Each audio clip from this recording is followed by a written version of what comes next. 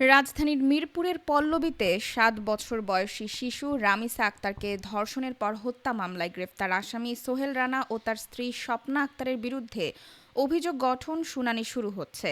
সোমবার সকাল 8:45টায় দুই আসামিকে কারাগার থেকে আদালতে আনা হয়। পরে সকাল 11টার পর তাদের ঢাকা মহানগর শিশু সহিংসতা দমন ট্রাইব্যুনালের বিচারক মাসরুর সালেকিনের আদালতে হাজির করা হয়। আদালতে নেওয়ার সময় সাংবাদিকদের সঙ্গে কথা বলেন আসামি সোহেল রানা।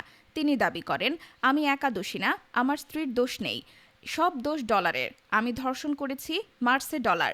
সোহেল আরও দাবি করেন, ডলার 2 লাখ টাকা দিছে। একই সঙ্গে তিনি অভিযোগ করেন, তার ডিএনএ পরীক্ষা না করেই বিষয়টি স্বয়ংক্রিয়ভাবে লেখা হয়েছে। ডলার নামে যাকে তিনি উল্লেখ করেছেন তার পরিচয় জানতে চাইলে সোহেল বলেন, তিনি মিরপুর 11 নম্বর এলাকার অনেক টাকাওয়ালা ব্যক্তি।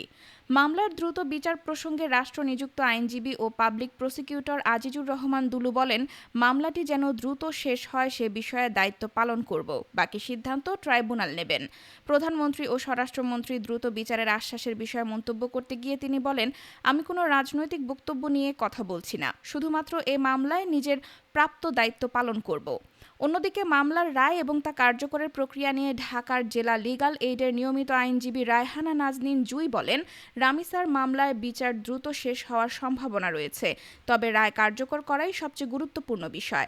তার ভাষ্য, উচ্চ আদালতের বিভিন্ন প্রক্রিয়ায় অনেক সময় মামলার চূড়ান্ত নিষ্পত্তি বিলম্বিত হয়, তবে নিম্ন আদালতের পাশাপাশি কারাগারের জেলার ও প্রধান বিচারপতির প্রয়োজনীয় হস্তক্ষেপ থাকলে বিচার প্রক্রিয়া দ্রুত সম্পন্ন হওয়ার সুযোগ রয়েছে। অন্যথায় ডেথ রেফারেন্স সহ বিভিন্ন ধাপ শেষ করতে দীর্ঘ সময় লাগতে পারে। মামলার অভিযোগ থেকে জানা যায়, গত 19 মে সকাল 9:30টার দিকে পপুলার মডেল হাই স্কুলের 2য় শ্রেণীর ছাত্রী রামিসা আক্তার ঘর থেকে বের হলে আসামি স্বপ্না আক্তার তাকে কৌশলে নিজের ফ্ল্যাটে নিয়ে যান। পরে খোঁজাখুঁজির এক পর্যায়ে রামিসার পরিবার ও প্রতিবেশীরা দরজা ভেঙে ফ্ল্যাটের ভেতরে প্রবেশ করে।